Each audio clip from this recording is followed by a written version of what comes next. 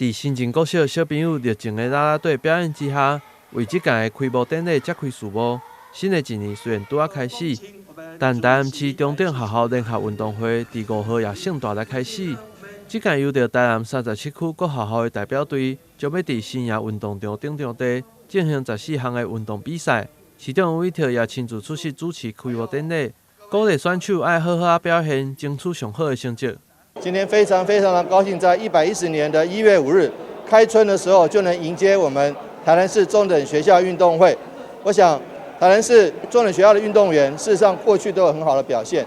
在去年屏东的全国中等学校运动会里面得到的奖牌数更是创新高。但是我们也知道，这个竞争是不进则退。如果就像学习一样，犹如逆水行舟，如果我们不更加努力，成果就会被别人超越。所以呢，我们将来台南市政府也会投注更多的资源来培育更多优秀的选手，不仅是拔尖的选手，也对于一般的运动选手，我们也会加以鼓励。当然，中等学校运动会结果的成绩会攸关学生升学，但是升学不是唯一的目的。我们希望达到强健体魄，而且培养团队默契的精神、运动家的精神，这点我们也会强调。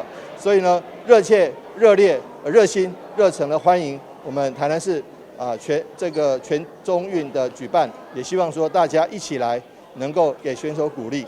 这届比赛表现优秀的选手，也将会代表台南来参加全国中等学校运动会。对此，这也是一个真重要的赛事。